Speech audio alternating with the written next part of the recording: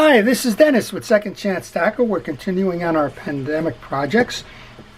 Today I'm going to work on one that I previewed about a week or two ago, and I've been waiting on parts. I did a preliminary analysis on this one. This is a reel that was having a grind and a skip in it. We couldn't quite figure it out, and I decided to open up the back side plate here, the non-gear side plate, and I found out that the transition gear here, the idler gear that comes off the spool and drives the level wind feature, was chewed up on the inner ring. So I went ahead and reordered that, and as a result I had to wait for the parts to come in before I could show you a complete tear down, disassembly, and then rebuild of the reels. So this one has been requested a couple of times, one of them most recently by Jose. So Jose, this one's for you and the others that have been asking as part of that pandemic project that they would like to see this one. So here we go. I would tell you before I start this that I would be remiss if I didn't thank our first responders and essential personnel for everything that you've been doing during the pandemic. Thank you for all it is that you do to keep us safe and out of harm's way. And if we've contracted this horrible virus, thank you for all you do in terms of trying to speed us to health. Your services really are appreciated. So this is the Warfare, and around this time Penn came up with three distinct reels. It came up with the Warfare, the Rival, and the Defiance. Each one of them very similar, but just a little bit different. That I guess you could call it a different model, and I don't know the specifics behind them. I don't have the fact sheets with me, but I would tell you that if you have a Rival and a Defiance and you're following this video, you'll be very close in terms of being able to get this one, get yours tuned up, even though it's not a Warfare. Okay, a couple of things. I start by taking off the exterior pieces, and I put them in a parts tray. The reason for the parts tray is to keep them all in one place so that when I go to reassemble them, those pieces are easy to find. Also, it's a kind of a visual reminder to me. If I see pieces and parts that are in that tray after I think I'm done, well, then it reminds me that I'm not done and that I forgot something along the way. So how do you forget things along the way? That's easy enough. Your mind kind of wanders on you, but one of the things you should do is you should take pictures, and you should go get a reel schematic to show you how the reel is in pieces and parts, so that if you do get lost along the way, they can guide you back. So take pictures on your cell phone, take them on a digital camera. Heck, even take a video like I'm doing here if you want to, and just help you retrace your steps if something goes awry and you can't remember where that piece or part came from. And it's not something to be embarrassed about. It's something that happens all the time. And I've got a lot of reel in the bag examples out there from folks that thought they knew what they were doing and got stuck along the way, and asked me if I couldn't help them out. All right, I'm taking this off just to show you where that problem was. And this is the non-gear side, but we'll be over on the gear side in a moment. But on the non-gear side, we have a little protective cover here, and then this wheel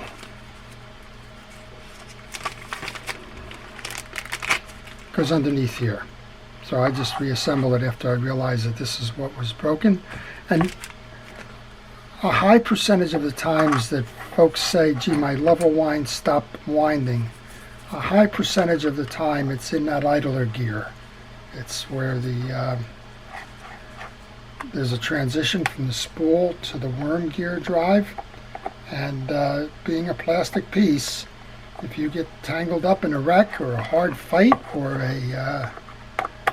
something else that snagged you along the way, and you try to wrench it out by turning the handle of the reel rather than pulling the line by hand, that's the weak part that's going to give.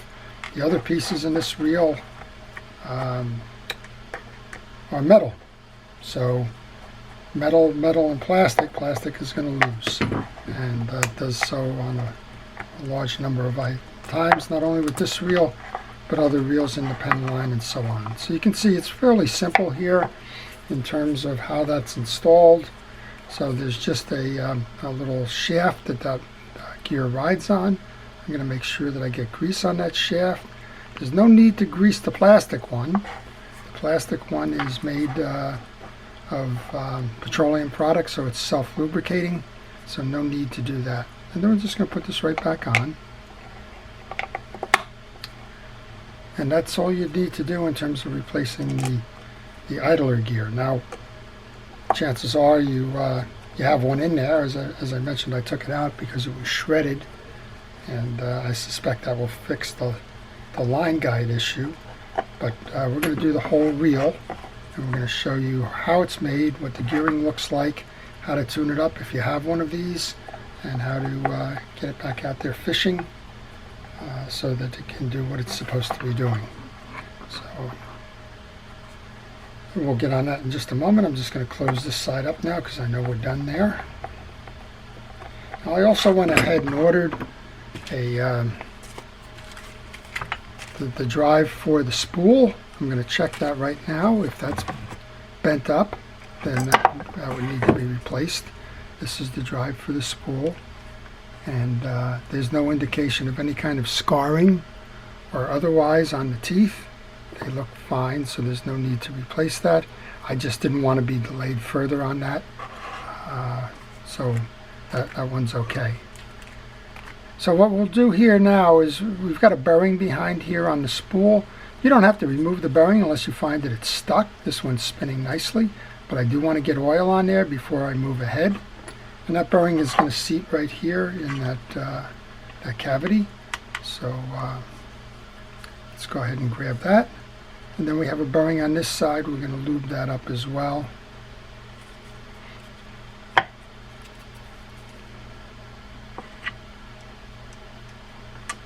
And then this is all going to come together just like this. And when it comes together like that, it should drive the gear in the back here, which is what it's doing. And that seems to turn nice and easy and smooth. So mission accomplished in terms of replacing that piece.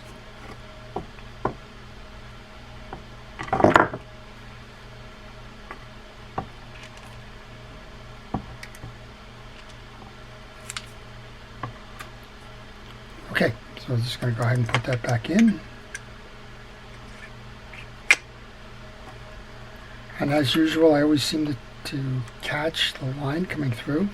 Folks have told me to go ahead and put the Scotch tape on it. Some folks, myself included, have used rubber bands in the past where the customer has to cut the rubber band off to avoid trapping that. So in my case, I just kind of live with it and recognize that I'm going to probably be working on that. Okay, let's go line the holes up here.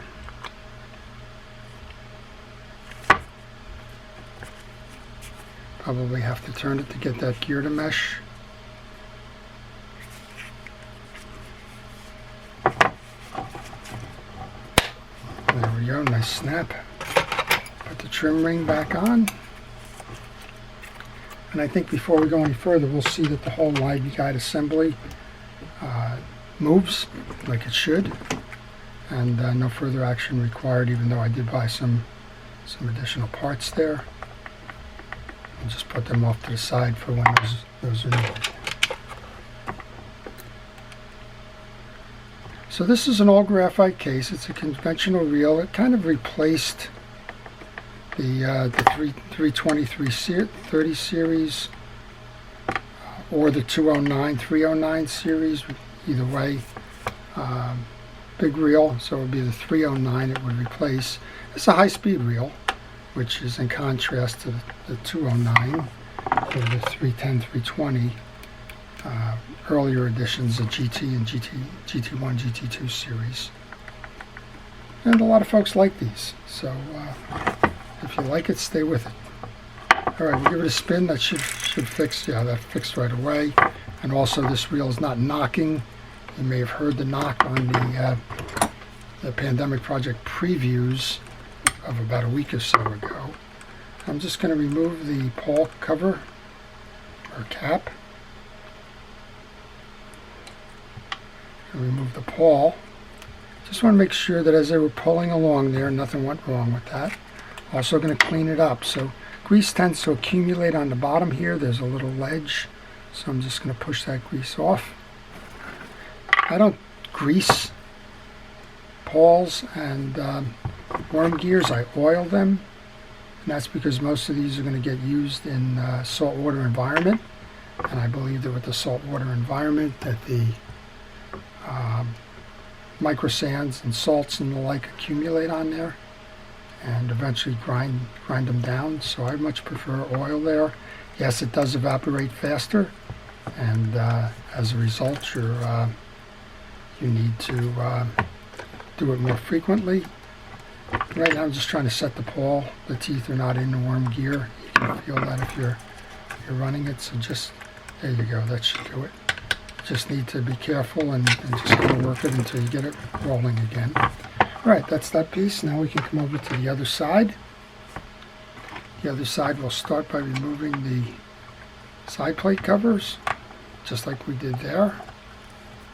And pretty sure we're going to have to remove the drag knob adjuster on this one as well. I believe that the case for the most part is on the other side. When I do that, I like to make a note of what comes out in what order. So the next step would be this little click mechanism, and there's two sides to it. There's a flat side and a deep set side. Deep set side goes up. So I'm going to kind of reverse this and put them into the star adjuster.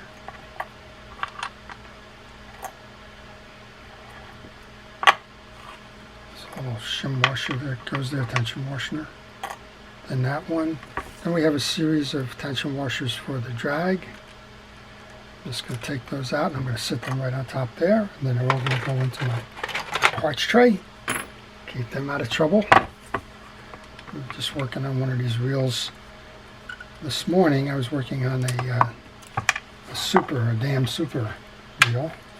And I had a screw on the table that was just asking me to knock it off. Eventually I got around to putting it in my parts tray and getting it out of the way. But there's just so much going on your bench that you should use that parts tray and keep an eye out. Even if you know you're only going to have it open for a moment or two, take the time to get it out. So I like to move these into free spool when I disassemble, just in case the yoke is in the way from the gear side. And this whole thing should come up now and leave the gear set in place as such. The only difference now is that we have the eccentric and the spring are in the case. You don't have to take that handle off there, and I probably couldn't take it off from the outside. Looks like it's screwed from the inside here. And you have the shield for the anti-reverse. So there's nothing that needs to be done on this case. There's a little bit of grease on that knob. Now, I assume that's factory, so we'll just go ahead and put a little bit more grease there, and I'm going to set that off to the side. So here's the guts of your reel. It's a fairly easy design. It's kind of interesting. We have two springs on the yoke. I'm going to get those right into my parts tray because they tend to shoot. You know, every now and then you just want to tilt the reel or something. Next thing you know, you look up and those springs are gone. So go ahead and do that. Then we have on the main drive shaft, we have a collar. Notice that the collar is two sides. It's broad and it's narrow. The narrow side's going up. Then we have our anti-reverse gear. On the anti-reverse gear, two things as well, and I get a lot of calls every now and then because their anti-reverse is not working or it's working backwards. There's a shiny side and there's a plastic side. The plastic side goes down. Also, the collar of the anti-reverse has two tags on it, one on each side. They're going to seat into that main gear, so don't put that in upside down or you won't seat to the main gear to drive it. So this is how the assembly sits. Collar on top. I'm just going to put that in my parts tray as well. We'll come back to that. Next up then is the main gear. Notice we have two dogs here. These are backup anti-reverse dogs. You have an anti-reverse bearing. These are also backups. Note the orientation on them. This one's kind of at a 90 degree, and this one's kind of at a 180 pointing down. That's important when you go to reinstall. This reel is going to turn this way, and when you go to stop it, you're going to backpedal and it's going to pull those in. you can see them pulling in here. So make sure you notice the orientation of that as well. All right, main gear comes off. Underneath that we have a washer. Then we have our dog assembly.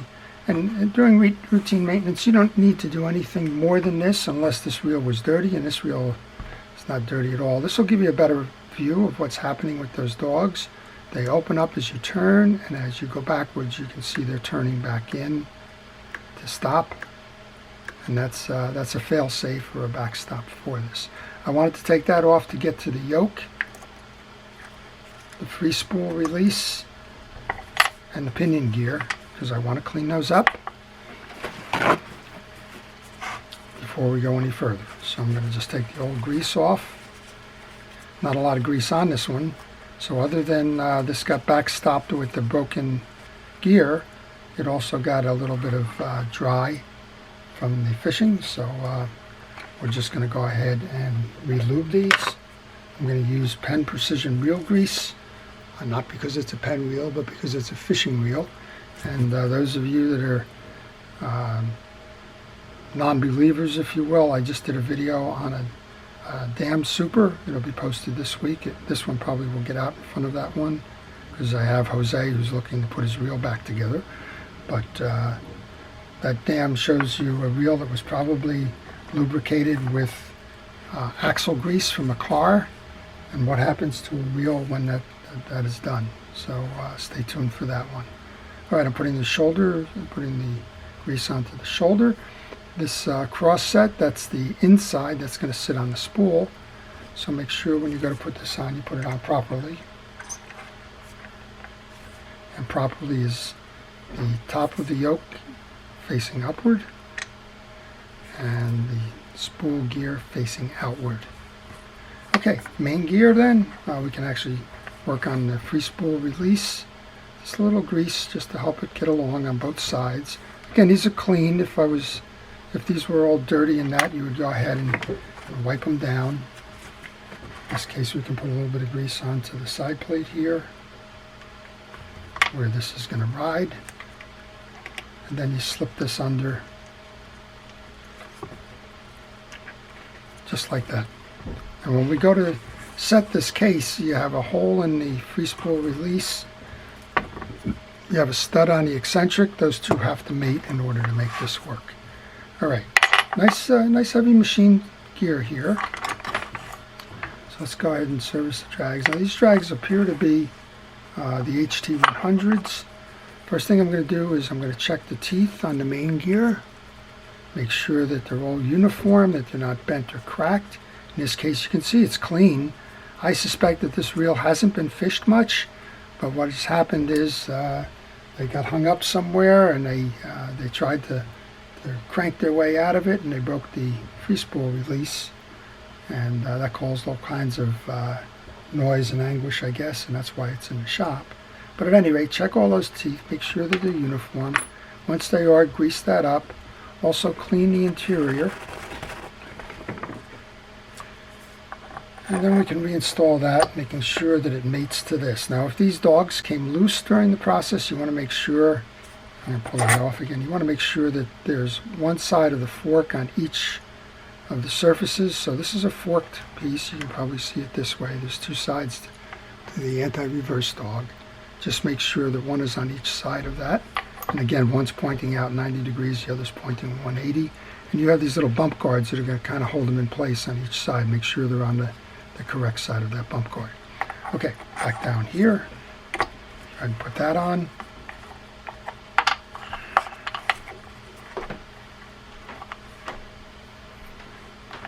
So we have two washers. We have two plates. I'm going to just grab a little bit of drag washer grease. It's not mandatory, but on HT100s I like to use them. I'm going to get a little bit of grease on both sides, and then I'm going to use my gloved hand as a tool to work that in. And then I'm going to wipe that down. And these sit in the grooves of the main gear. So make sure you get them aligned. Don't try and force anything. Next up then is the flat one. You'll notice this one has a little bell on it, a little indentation and cavity. That goes up top. So flat one is next.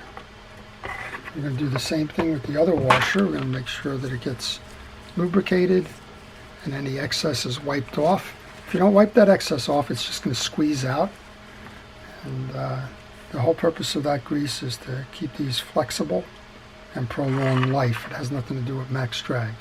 Okay, then the top one. And all we need then is the springs, and we can reassemble that side plate. Let's go ahead and put the yoke springs on now, confident that we're not going to go tilt this in any particular fashion. Those go on the posts. And then I like to put this assembly on before I put the side plate on, because it's awful difficult to get these little tabs into that washer if you're trying to put it on afterwards and made it up. It doesn't work. This is clean, so there's nothing that needs to be done there.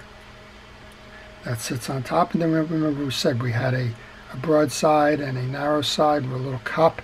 The little cup side goes up. And then we can just reassemble that side plate then. I've just moved this to the off position, if you will. This is not free spool. And I have that hole pretty much up top there. So what I want to do is bring the cap down, insert over it. I want to make sure those springs stay in place. Kind of insert over, and then guide it to that hole. And I'm pretty sure I'm almost right there.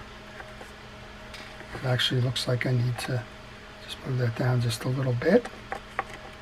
I'm going to try this again. You're doing two things here. You're making sure that the quadrant for that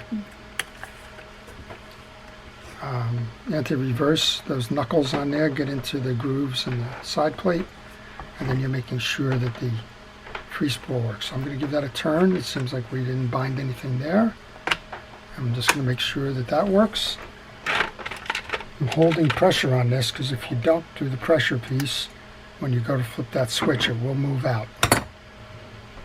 Alright, then I'm going to grab a screwdriver and put two of these screws in before I do anything else. And I'm going to go north, south, east, west. There's 4 screws. So let's go south and north here, depending on how you're viewing this.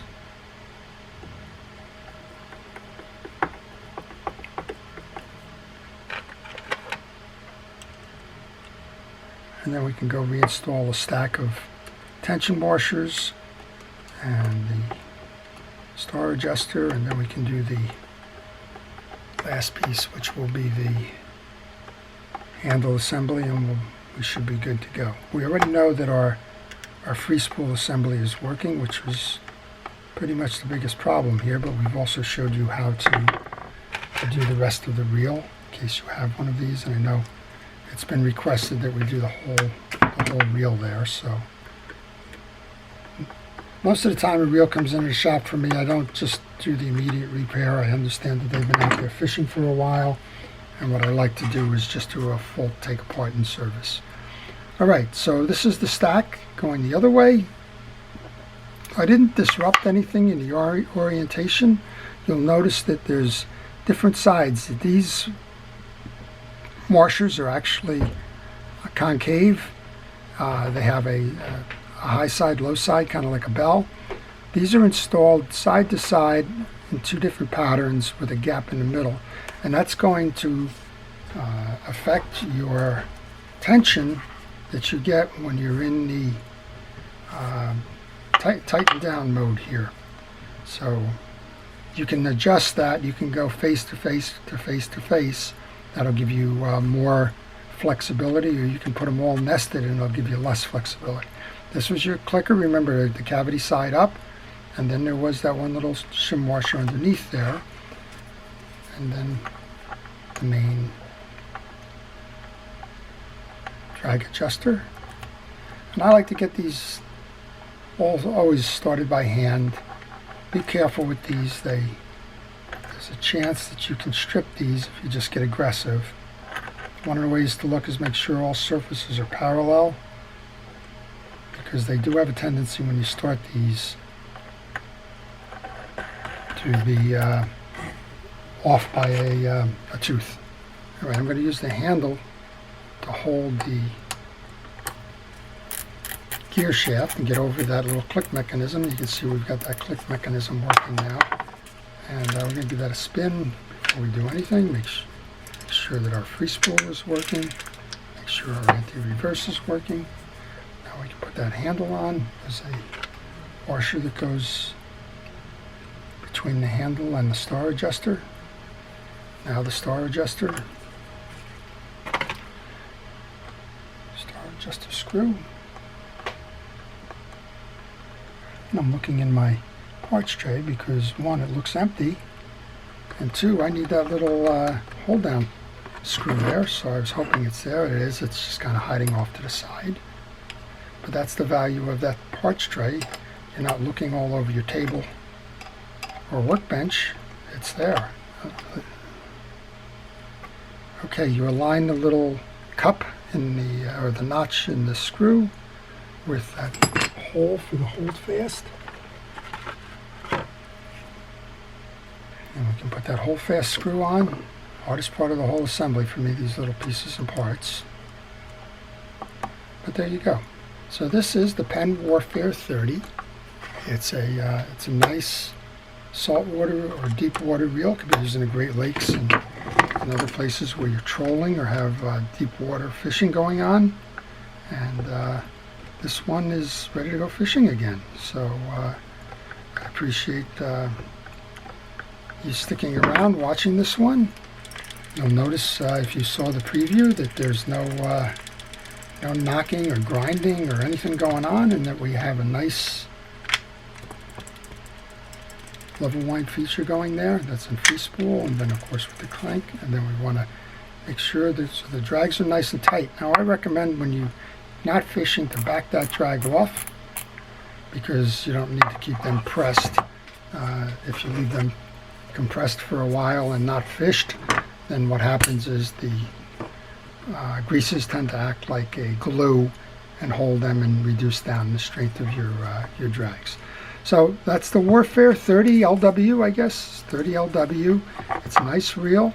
If you have one of these, you now know how to service it. If you've had a problem with the level wind, you know the core components of that level wind.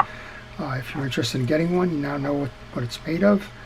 And with that, I thank you for watching. Again, I thank you if you're a first line or a essential worker. We really do appreciate your services. And if you have any questions, please leave them in the comments. If you want to see more, please subscribe. And if you have a reel that needs to be serviced and you're not up to it, or you just want somebody else to do it for you, then follow the business card at the end of this video. Contact me by email and I will provide you with the details of the services. This is Dennis with Second Chance Tackle. Have a great day.